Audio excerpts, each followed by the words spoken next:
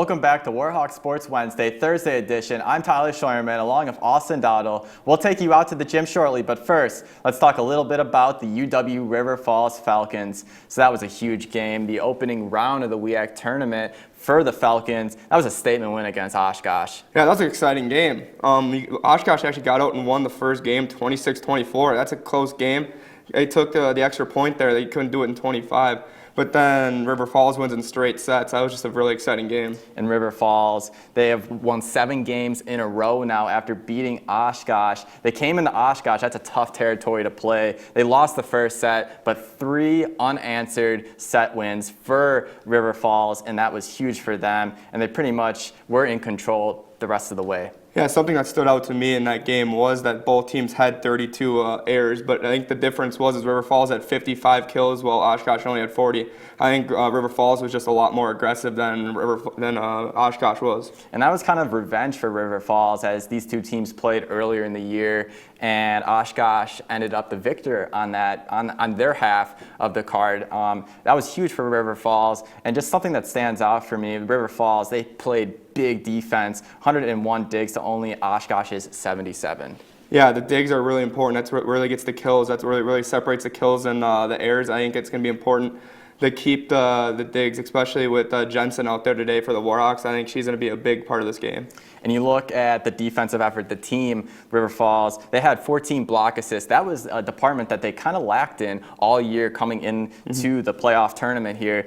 But they only held Oshkosh to a .044 hitting percentage. That's big. Yeah, that is big. And another thing that stuck out to me in that game was Nielsen having 14 kills and 4 blocks. She was a big part of that game. And Husef having 46 assists, that was huge. She was a big part of that victory. Oh, yeah, and the assists, Haley Husef, 46 of the team's 52 assists. That's big.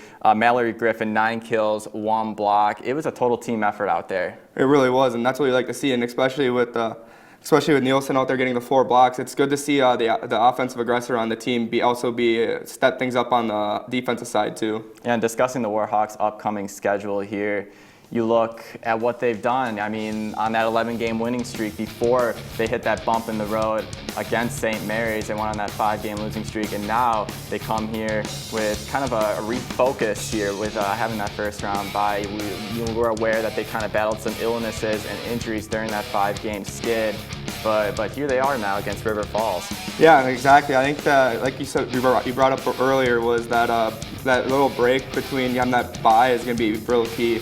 I think having those 5 losses, I think they needed to regroup and find themselves.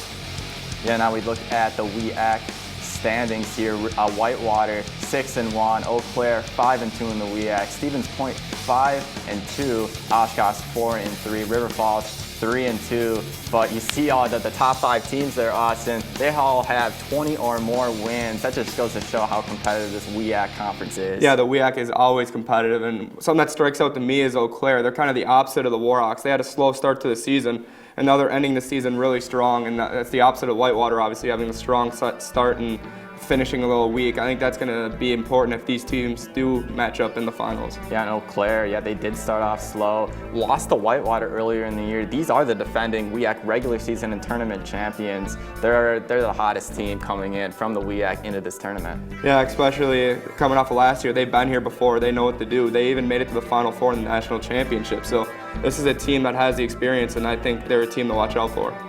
We're going to take a short break, but when we come back, we'll look at the history between these two teams, give our key players from both teams, as well as our predictions tonight on tonight's matchup. Stay tuned. This is Warhawk Sports Wednesday, Thursday edition, live on UWW TV.